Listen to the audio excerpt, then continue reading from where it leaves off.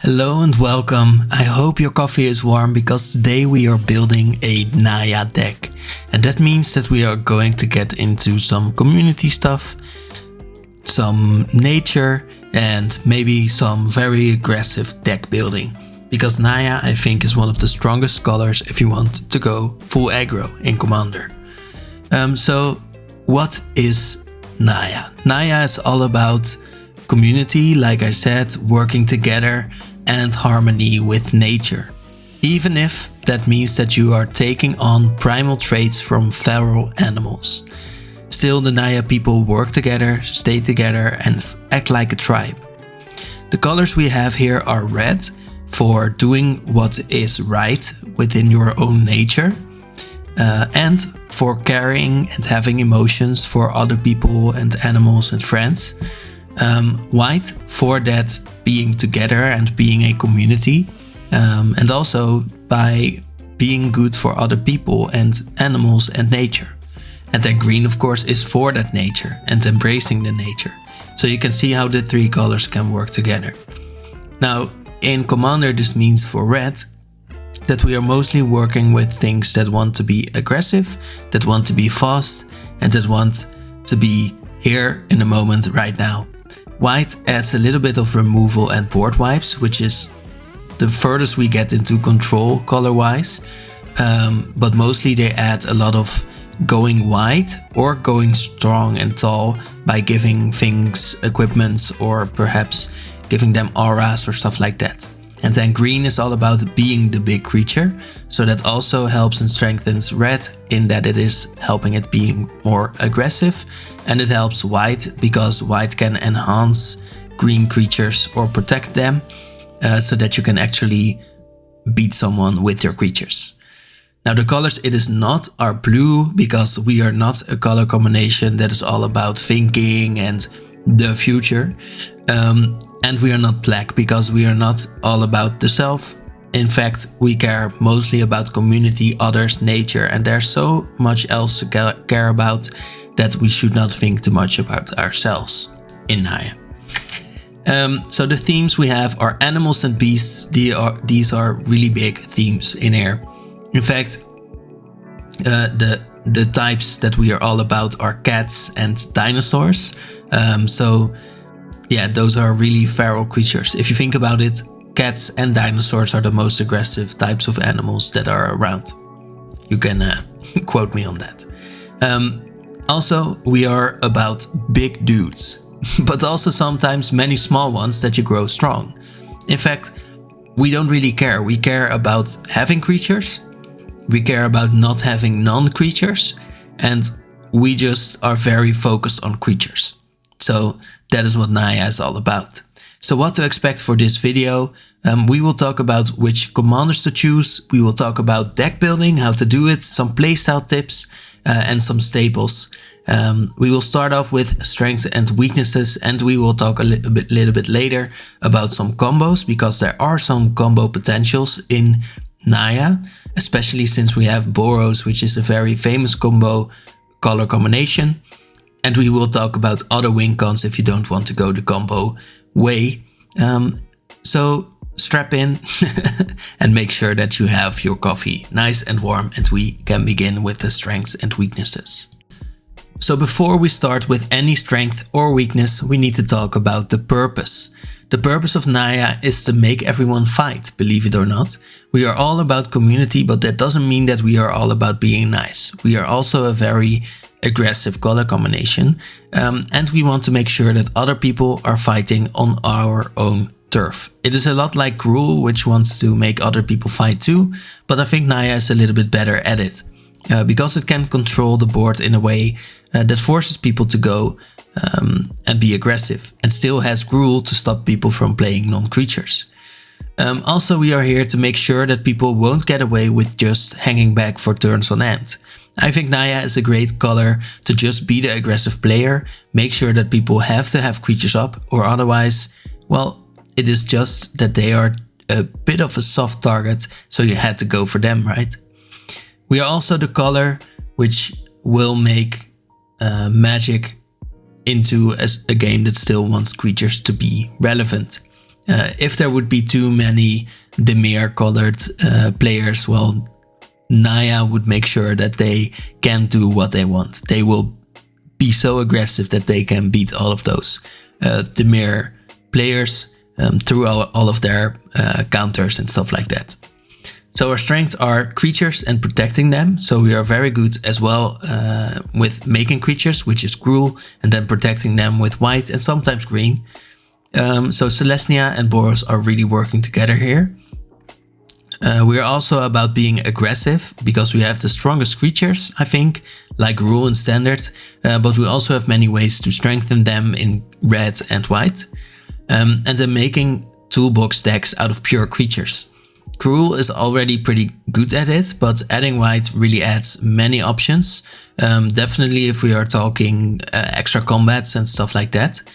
Or for example, the equipments that I keep talking about. And we are really good at ramping quickly, of course, because we have green. I say this every time, but it is the strength of any deck that has green in it. Our weaknesses are that we are not very good at playing non-creatures or interaction that is meant to stop combos. And that's actually our biggest weakness, because we do have Boardwipes and targeted removal, but we don't really have a lot of ways to stop a combo from happening once it has started. So we're not really good at that, and we are not really good at instant card draw. Now every time I say this, people say, but green has a lot of card draw. Well, it is there, but you do need to make sure that your deck is built around that card draw. And we don't really have a lot of cards that just say, draw 4 cards or something. We have cards that do it, but they are usually more expensive and a little bit clunky for Commander. We are not really here to pay 1 mana to draw 2 cards or something. So think about that, but also think about this, your mindset. It is very simple. You, instead of just smash like Rule was, this is build up, protect, and then smash. So it's a little bit different. A little bit.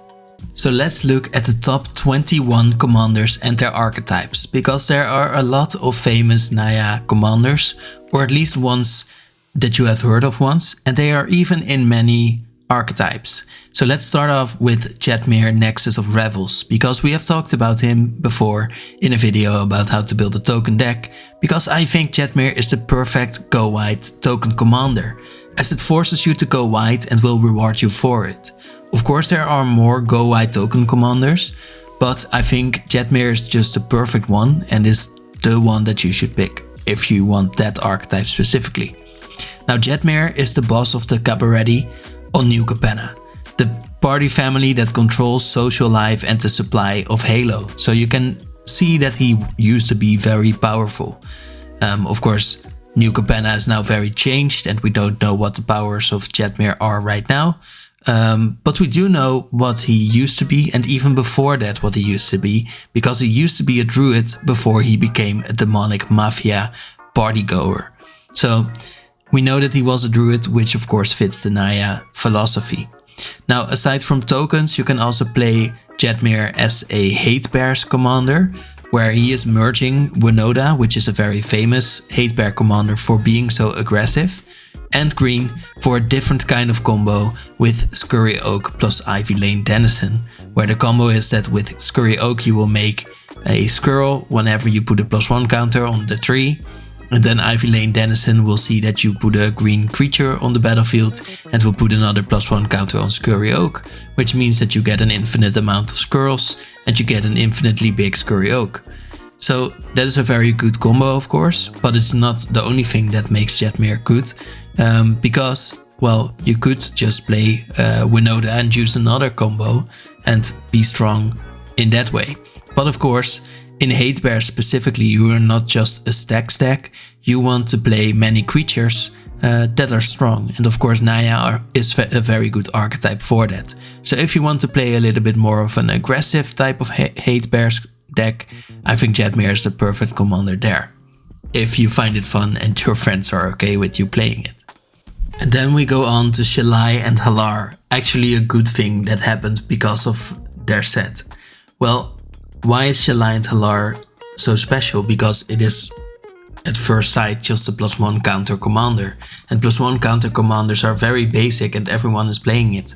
Well, it is still a very fun thing, and that is the reason why everyone's playing it, so that is one thing.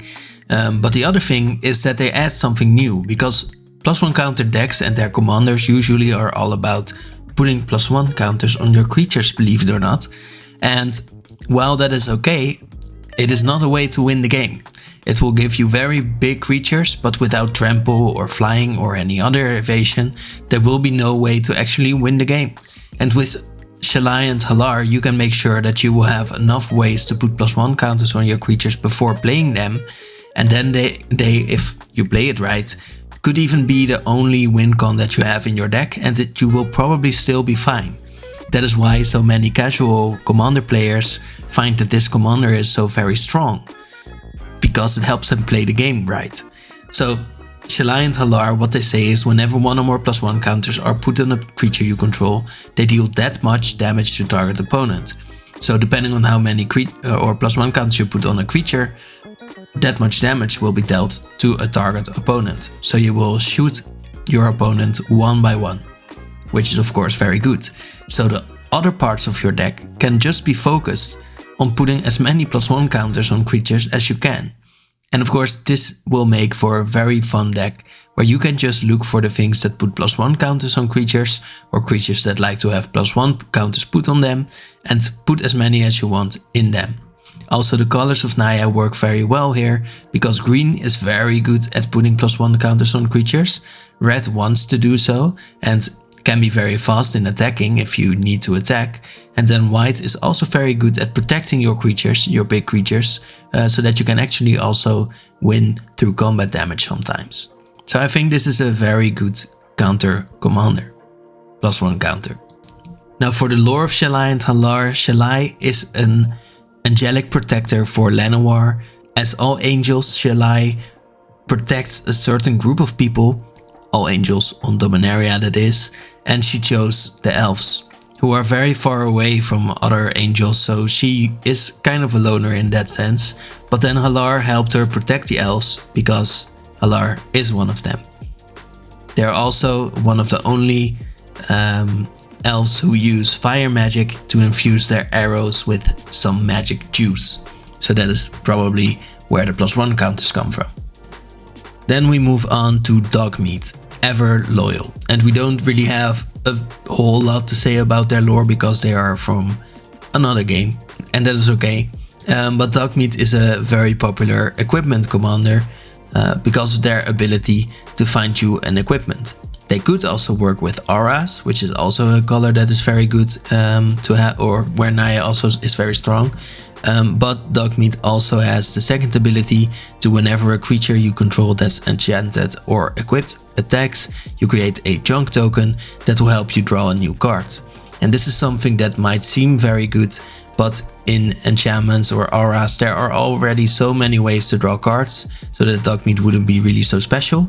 But in equipment decks, this is a very special ability, because equipment decks usually aren't that good at drawing cards. So weirdly, even though I said before that green and red and white is a color combination that is not really that good at drawing cards, Dogmeat will help you get a lot of value at least. Even though it doesn't immediately draw your cards, like I said, it does allow you to X out the top card of your library many times, so that you can play those cards this turn. And even though that isn't card draw yet, it does allow you to play new cards, which is basically card advantage. So Dogmeat is very special because of that, and also because he is a cute dog, I think. But let me know what the lore is, because I really don't know a lot. Hazezon, the Shaper of Sand, is a leader of desert people from Dominaria, who united the tribes there, defending his people and replacing the weak previous leadership with a coordinated, resilient militia culture. Now Hazezon is famous for his Lands Matter deck, and it isn't really about just lands. The thing that Hazezon adds is that Hazezon is all about deserts. So this is a specific type of land that sometimes just becomes very good at this particular moment. So we had Amonkhet, where many deserts were introduced, and actually I think it was the first time deserts were really good. And then we had Outlaws of Thunder Junction coming back with those deserts because of course it was well, situated in a desert, so that's pretty logical too. But we can see how he is very famous because Hazezon is a very old character and many people love to play the very old version of Hazezon already. So when we got a new one, I think people were really excited to be able to play a new version of Hazezon, and then went very ham on the commander. He says that you may play desert lands from your graveyard, allowing you to be a sort of black land matter deck. In this case, black is very good in lands matter decks because you can often play them from your graveyard, or you can mill them into your graveyard a lot and then play them. But Hazezon allows you to play those desert lands still from your graveyard, even though you are not really about milling immediately. But it also says whenever a desert enters the battlefield under your control, you create 2 1/1 Sand Warrior creature tokens. So 2 1/1s every time is of course very good, and something that you will be very good at making strong in Naya. Now you might wonder about how you will put a lot of deserts into your graveyard. Well, a lot of them have cycling. So you can immediately discard a card, draw a card, then put it into your graveyard and get it back with Hazezon. So that is why that works.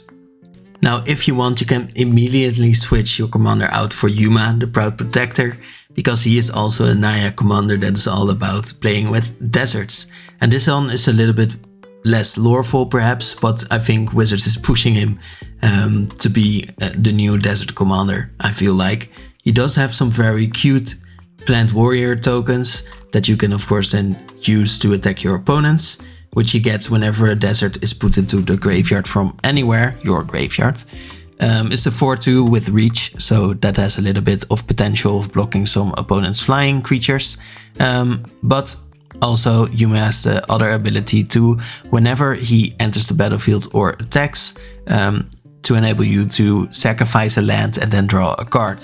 Now this is of course also very nice because if you have a lot of deserts in your graveyard, well, perhaps you could use Hazezon. That's one thing you could do, but also Yuma will be 1 less to cost for every land in your graveyard. So sacrificing a land will make sure that you will be able to play Yuma for a little bit cheaper later.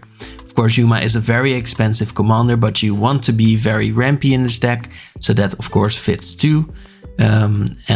Yeah, it is a little bit sad that he is so much like Hazezon, so that you will have to choose between them. But think about which one you like more flavorfully, and I think you can go with either one. Then Voja, which is just Celestia with red. Of course, that is what Naya is, but I feel like Voja is from Celestia, and that means that they just added red to Celestia now. Why do I say this? Because Voja doesn't really fit into either one of his popular themes. Either he is aggro with an elf theme, or he is elves with an aggro theme. Let me explain. Elves usually are green, maybe with white or black or blue, but never with red really. And adding red will allow you to be a little bit more aggressive, giving your creatures haste and perhaps making them bigger and stronger before you're attacking. But aggro isn't really what Voja is really either, because you do put a lot of +1 counts on your creatures, and while aggro is usually red and then maybe white or black, we add green here because we are also a little bit more about card draw and way more about ramping. So Voja's ability usually revolves around putting a lot of elves onto the battlefield, where whenever Voja, Jaws of the Conclave attacks, you put X +1 counters on each creature you control, where X is the number of elves you control. You could also play a lot of wolves, or make sure that all of your creatures become all creature types, so that you draw a card for each wolf you control as well, whenever Voja attacks. So that is of course a very strong ability, where definitely with elves, who are usually very cheap to cast, like 1 mana for an elf that will give you another mana next turn, so that you can play 3 elves on turn 2. so that you have 4 will already mean that you can very quickly play Voja later and make sure that with 4 elves, for example, all of your creatures get 4+1 counters on them. That means that they can easily attack and probably deal a dent of damage into your opponent's life totals. Now, that works, of course. You could also think about Voja as an aggro commander that is a little bit more soft, and you start to see how aggro really usually falls short in the department of ramp, because you need ramp to attack, or at least you need ramp to play your creatures so that you could attack. So usually most aggro decks are so focused on being very fast that you don't really get to rebuild after you have been your board has been wiped. But here you can actually be very resilient as long as you make sure that you have enough ramp and enough ways to draw your cards, which Voja also does. So it's very good in both ways, but I think it's a little bit stuck in the middle because of it. Also the lore, Voja was Dulcimer's companion and used to be a symbol of Selesnya's unity and community. He was raised in the Conclave's harmony and culture, where a pack, being a pack, was very important. It used to be the case that people from Selesnya would pick a wolf and they would stay together forever. So that was very important to pick your wolf right or pick your human right. So Voja thought he did, but Dulcimer was eventually killed defending his leader. Of course, this is something that Selesnyans should do because they are brainwashed and don't know what they're doing. But still, it was very sad for Voja, and now Voja is very, very angry at basically the world, just like Selesnya has been after being attacked by Phyrexia and multiple multiversal threats. Now it seems like Voja is just adding a bunch of storms and a bunch of fires and a bunch of hatred to Selesnya. And will he ever stop? We don't know. Will we ever see Selesnya as green-white only? We don't know. So let me know what you think. Then Uril, the Miststalker, who is from Naya and actually is a protector of the lands, believe it or not. Whenever Naya is threatened, he will make sure that he is awakening the forest and make sure that his brute strength will answer the call of the wild. Now Uril is a little bit different from most aura commanders, because most aura commanders care more about auras that you can put on many creatures, so that you can go wide a little bit and make sure that you aren't immediately whipping off the board after getting one creature removed. Now Uril adds a little bit of hexproof, a little bit protection for himself, and then says that Uril gets +2/+2 for each aura attached to it. So you can play very cheap auras, or maybe something that adds something else like trample, hopefully something that can help you get in for damage. And then make sure that Uril will get very, very big very quickly. You will hope that hexproof is enough to make sure that he will be protected, so that you can go wide with maybe enchantresses that will draw you more cards when you get to play enchantments, so that you don't really lose too much when the enchantment or the creature is removed. But other than that, you will make sure that you have one very big creature, so you can basically almost say that this is a Voltron deck. But of course you are only working with auras because Uril forces you to play them. Then Cloud, who used to be a soldier but wasn't anymore and was very ashamed and he had to overcome it and still was a pretty good guy from Final Fantasy, is a great Magic the Gathering card too. He's very famous as a Voltron commander, mostly because of his appearances in Final Fantasy, and adds something new, mostly the fact again with colors. This is a bit of a theme here, where it is a little bit weird to add green to Boros for equipment. So what that adds is that you want to work with very high powered creatures, and you can have some creatures that are strong on their own, even without having to rely on their equipment. That means Cloud can also be very strong on his own, but can be even stronger if he gets 7 power or greater, so that you get 2 treasure tokens whenever Cloud attacks. So that doesn't seem like too strong of a commander, but you do have to strengthen Cloud, and the fact that you need to do this means that you can very easily play Cloud, attach an equipment to him, and make sure that you attack with him with enough power to create 2 treasure tokens aside from drawing a card for each equipped attacking creature you control.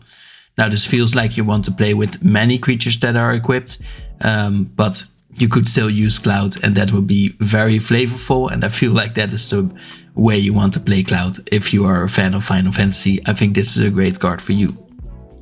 From the Cabaretti we get a lot of characters, and that is because the Cabaretti are Naya colored on their own. But here we have a character that returns twice on 2 different cards, and the first one is actually an uncommon that can be very competitive, which is interesting. The lore of Rocco, the Cabaretti Caterer, is that he is a street chef from New Capenna, who is a renowned caterer for the Cabaretti family, but also other rich families, because he is such a master chef. He has gained an enormous, expansive culinary empire that spans across all levels of New Capenna, so down on the streets, but also with the rich people. And people like that he is sort of mixing these styles of making food.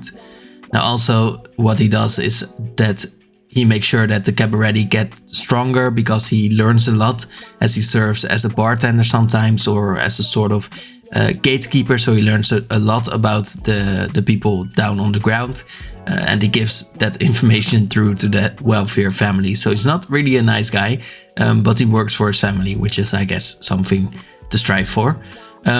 Rocco's card, the Cabaretti Caterer, the first one, is great in birthing pot decks. These decks always have to run green, that's one thing that they need to have. But what they are all about is getting creature combos out onto the battlefield. And usually what they do is they use Birthing Pot to sacrifice a creature and search a library for a creature that is 1 mana bigger.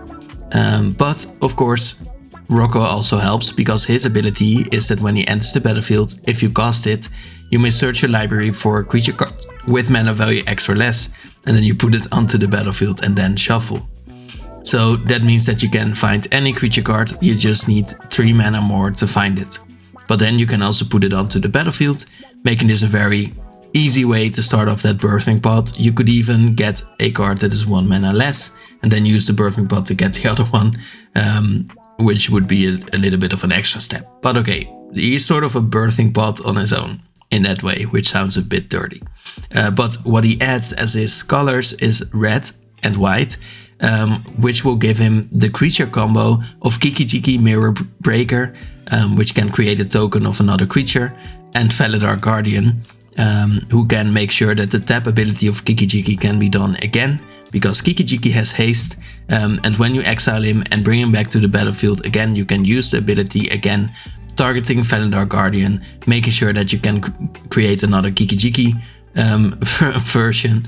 I don't know how many times I can still say that, but this will make sure that you have a bunch of Felidar Guardians, which is the end result, and a bunch of enter the battlefield effects, of course, which can then help you win the game. So that's a very strong Rocco that we already have. But Rocco returns as a second card in Rocco the Street Chef. And here his ability is that at the beginning of your end step, each player exiles the top card of their library. So everyone can do this, and then until your next end step, each player may play the cards they exiled this way. So everyone impulse draws, and everyone gets to play a new card from the top of their library. This means that this is a sort of group hug deck, so that already means that this is a way less strong version of Rocco. He also says whenever a player plays a land from exile or casts a spell from exile, you put a +1 counter on target creature and create a food token.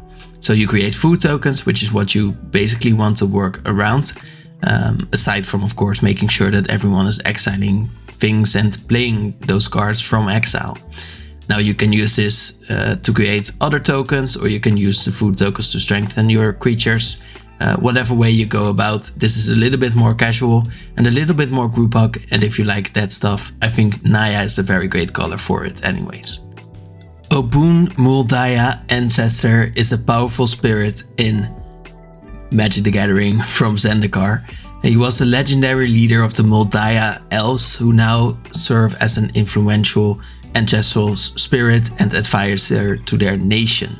Even now that he is dead, he is still an ancestor that will influence the elves, because the elves believe that their leader, Hazezon, has to listen to Obuun, and even if he doesn't listen once, he will be thrown from his throne, in which actually Obuun resides. He is actually just a chair.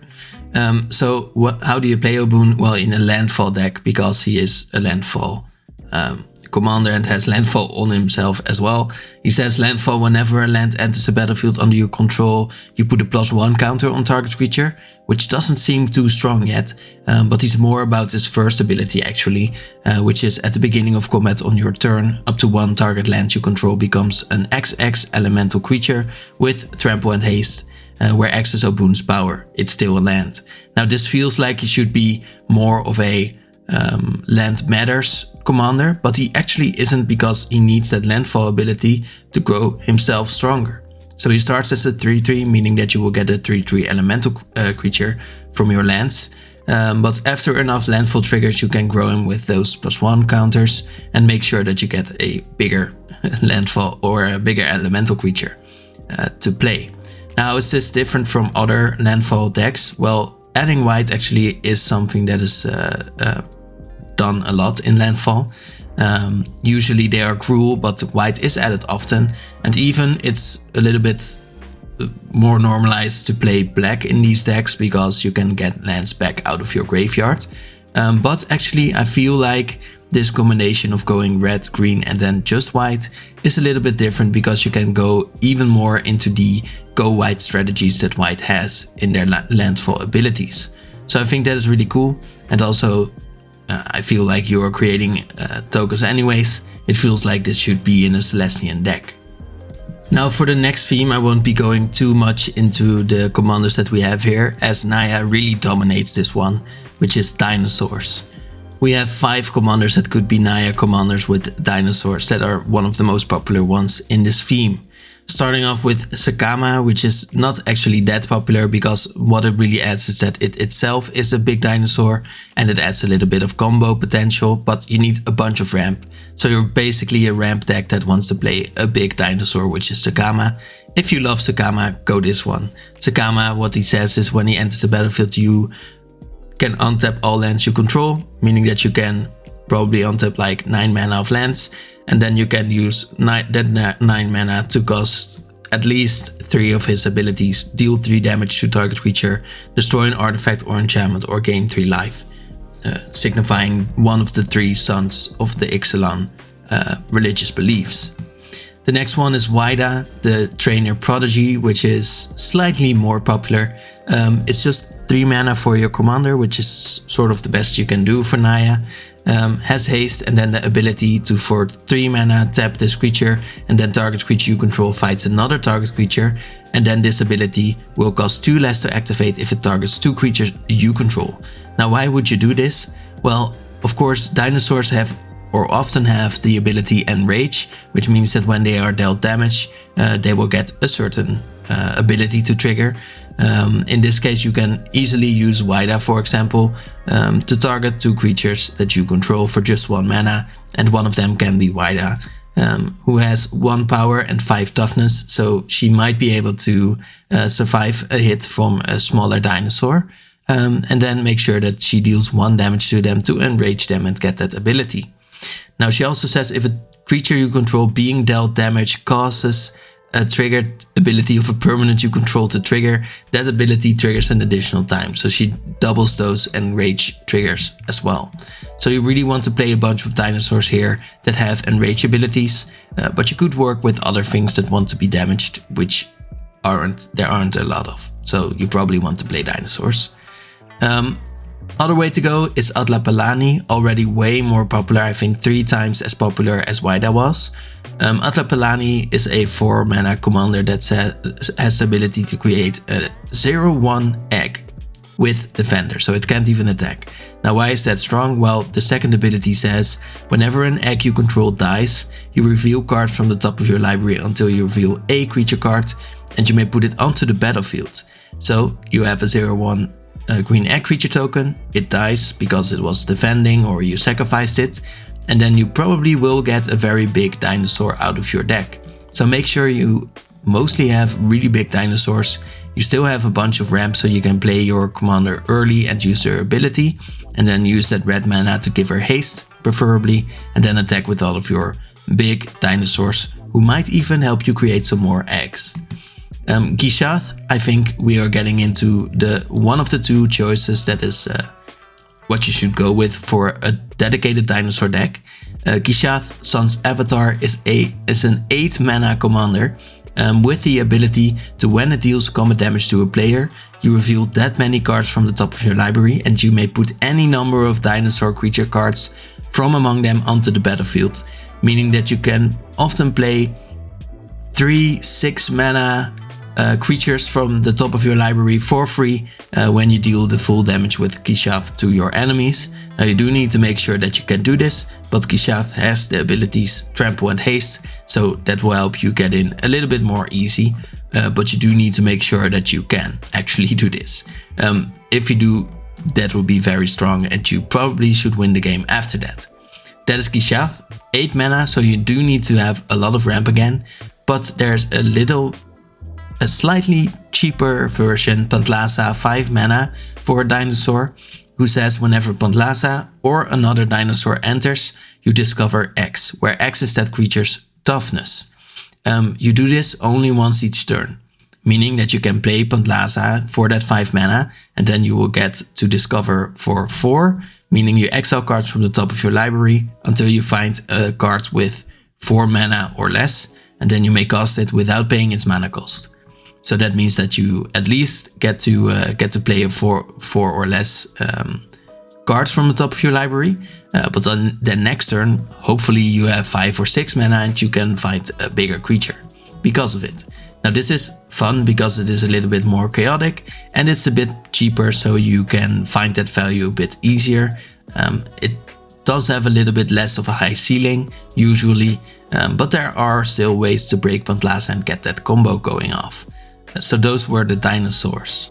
Marisi, Breaker of the Coil, is the dark side of Naya, because Marisi is all about forcing your opponents to attack, but in the lore this is a little bit wilder. So Marisi, Breaker of the Coil, was a character who came from Naya, who there played a role in a civil war, creating a civil war actually for Nicobolas, so that there would be enough chaos there to allow Nicobolas to drain energy from the core of the world. Now, this wasn't really on purpose. He was being manipulated by Nicobolas, but Marisi was forcing other cat-like people on Naya to become more aggressive and more wild, so that there would be chaos, because some of the cat people didn't like this and wanted to stay safe and civilized, let's say. But they kept fighting, and that meant that Nicobolas could do more and more according to his own plans. So how does this translate into mechanics? Well, Marisi says your opponents can't cast spells during combat, which is very needed in Naya. Again, you want to make sure that your opponents aren't really going too much into the playing non-creatures.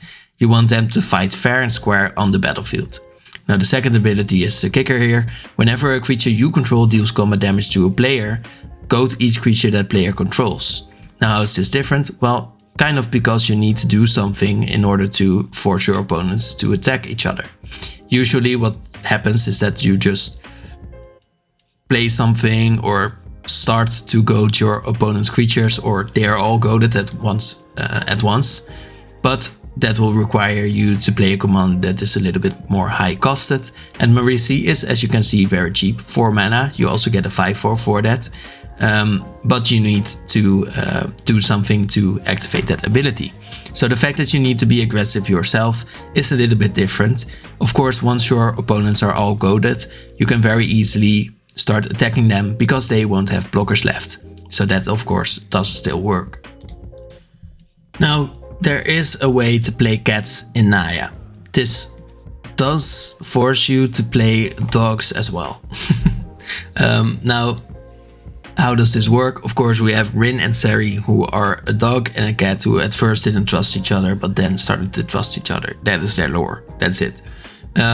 But what they do is that whenever you cast a dog spell, you create a 1/1 cat. And whenever you cast a cat spell, you create a 1/1 dog. Now this is perfect if you love dogs and cats at the same time. That's the spin here. Weirdly, you want to play this mostly as a sort of cat deck. Why? Well, the ability is that for Naya, you can tap Rin and Seri to deal damage to a target equal to the number of dogs you control, and you gain life equal to the number of cats you control. Now you want to make sure that you are playing cats so that you get dog tokens and so that you can deal a bunch of damage. It does feel a little bit weird, but that's mostly how you want to play this. Also, dog decks don't really work. Why? Because dogs aren't that good in Magic the Gathering, so I feel like the designers are a little bit biased. But if you want to play dogs, actually playing them with cats is the best way you could go, honestly. So yeah. How do you choose your Naya Commander? Well, there are 3 questions that you need to answer. And if you answer them, well, answer below and I can help you pick the actual one. So 3 questions. You have to think about how toolboxy or just how stumpy you want to be. Do you want to make sure that you have a bunch of answers for the things your opponents are playing? Or do you want to be a classic Naya player and just play big creatures and make sure that everyone is fighting on the battlefield?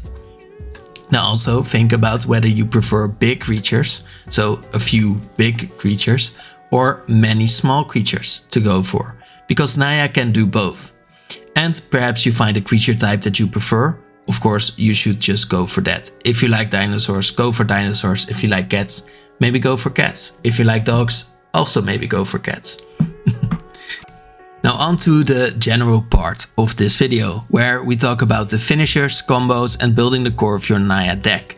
Now that you have chosen your commander, of course you still need to build an actual deck. For finishers, there are 3 ways to finish the game aside from combos in Naya.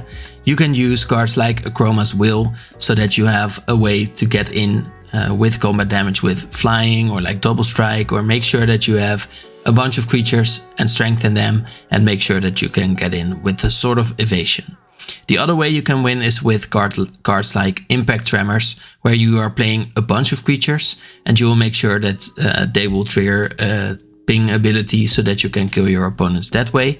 Or in general, you can play big creatures. This could mean you are playing a bunch of creatures and making them stronger, or you could go like Voltron or a few big creatures so that you can win the game with them. Now for combos, I feel like Naya isn't really the best color combination on its own. Now in Naya, of course, there's Boros and other color combinations that do have strong combos, but not many require you actually to have all 3 colors. We have Shalai and Hallar, who combo with the Red Terror, which is a little bit special, because how this works is you put a +1 counter on any creature you control, you deal damage with Shalai and Hallar, and that will trigger the Red Terror ability, because Shalai and Hallar is a red, or are a red permanent, who deal damage to a player, so that you can then put a +1 counter on the Red Terror, triggering the Shalai and Hallar card again. So this goes infinite and will immediately win you the game. That works, but is I think the only one that is strong on its own. We also have Balin the Haymaker and Aggravated Assault, which work together with 10 tokens, which is a lot to ask, but 10 tokens you can tap to add 5 mana, which you can then use to pay 5 mana for Aggravated Assault, making sure you untap them and also get an extra combat. That also works, but what you usually want to do for combos is look in, for example, Boros, where, like I said before, you have Kiki-Jiki and Felidar Guardian, for example, which is way simpler and way better, where you tap Kiki-Jiki to create a token of the Felidar Guardian, which will then enter the battlefield, meaning you can then blink a Kiki-Jiki, and then you have a new Kiki-Jiki onto the battlefield that you can then tap and again use that ability, so you repeat it already. This will make sure that you have infinite creature tokens with haste, infinite death triggers, but you don't even care anymore. You have infinite creature tokens with haste and should be able to win the game that way. Now for the rest of your deck, of course you need Removal, Boardwipes, Ramp, Protection and Card Advantage. To start with Ramp, we are in green. So you basically just need this color to fill out your Ramp slots. We have Cultivate, of course, a classic, 3 mana to get 2 lands. We have Farseek, 2 mana to get a plain source or a mountain. We have Rampant Growth, with which for 2 mana you can find any basic land. And then you can also go with creature-based ramp. Of course, many times in Naya you will be a creature-focused deck. So of course this could be a very strong way to go. For example, you have Birds of Paradise, also in green, 1 mana to get 1 mana of any color. Or the classic Llanowar Elves. I mean, Birds of Paradise, also pretty classic. But Llanowar Elves, 1 mana to get 1 green mana. So, bit less strong. For removal, I think you should go with either the white small exilers or the trade removal here. You also have some removal that you can use that just deals damage, but these ones I think are the strongest. You have the small exilers, which are swords to plowshares, 1 mana to exile a creature, their controller gains life. Or Path to Exile, which 1 mana to exile a creature, their controller can search a library for a basic land. The trade removals are, for example, Beast Within, 3 mana to destroy a permanent, also being able to destroy an enchantment, for example. They created 3/3. Generous Gift, same thing but in white. And then Chaos Warp, bit different, 3 mana, and they shuffle it into their library and then reveal the top card of their library and maybe put it onto the battlefield if it's a permanent. Sometimes they whiff, and that's a very funny moment to me. For Boardwipes, there are many options because you are in white and in red, which are both colors that are really good at this. In red, for example, you have Blasphemous Act, which is 9 mana initially to play a card that deals 13 damage to each creature, but the spell costs 1 less to cast for each creature on the battlefield, which goes well with the go white strategies that you have. Or you could very easily, well, not very easily, but pretty easily, I think the most easy out of any color combination, have a card or creature that is able to withstand that 13 damage. So think about that. Also options from white, which are Austere Command, 6 mana, but you can choose to.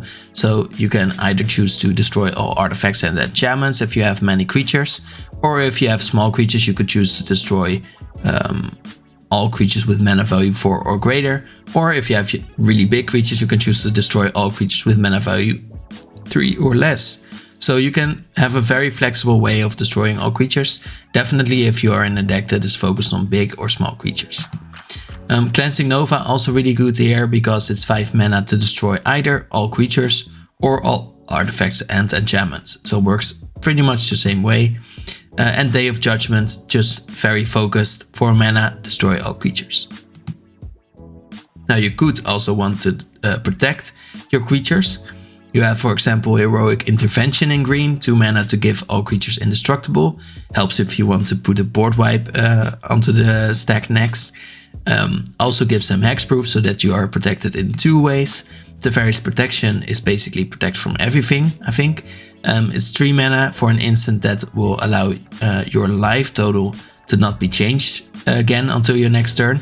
But also you gain protection from everything and all your permanents phase out. So you are safe, your permanents are safe, everyone is safe except for your opponents. Or Flawless Maneuver, which can be free. It's 3 mana to give all creatures you control indestructible until end of turn. And it will be free if you have your commander out or you control a commander. Now for card draw, we have multiple ways to get out of the weakness that Naya usually has. There are effects that work with enter the battlefield from creatures, like Garruk's Uprising, which only works with bigger creatures, or Beast Whisperer, for example, that works with any creature and also works whenever you cast them and doesn't need you to have them enter the battlefield. Another thing that works with enhanced creatures is Kutsil Malamet Exemplar. This one says whenever 1 or more enhanced creatures, so creatures each with power greater than its base power, deals combat damage to a player, you draw a card. for every one of those creatures. And that means that this is definitely a reason to play Naya over Boros when you are talking equipment decks. Another way to draw cards is sort of unconditional, or at least immediate, like Return of the Wildspeaker. 5 mana and says draw cards equal to the greatest power among non-human creatures you control. So that will allow you to draw a bunch of cards. Could also strengthen your creatures, so it's a bit flexible that way. Shamanic Revelation also works, but this one works with many creatures instead of with big power, and says draw a card for each creature you control. Now usually you go with either Return of the Wildspeaker or Shamanic Revelation, but there are some decks that can do both. I will leave you with some very valuable playstyle tips. Now, first of all, in Naya, you have to really focus on ramp before putting your creatures out in danger. You do need to be quick though, because you should be an aggressor. Most Naya decks are aggressive decks. Creatures in these decks should be your tools. Make sure that some of them double up as your removal, Boardwipes or protection, so that you can play a big mass of creatures and still have your basics in your deck. Now you do also need to protect your board, so if you have a card that, for example, for 2 mana can give all of your creatures indestructible, you need to make sure to have those 2 mana up if stuff goes bad, and you need to force the table into your game plan. You need to make sure that others fight on your level, so that they fight with creatures, so that you can, for example, do this by applying a lot of pressure, or you can just make sure that they can't play any non-creature spells. Also, don't be afraid to attack the strongest people if you can.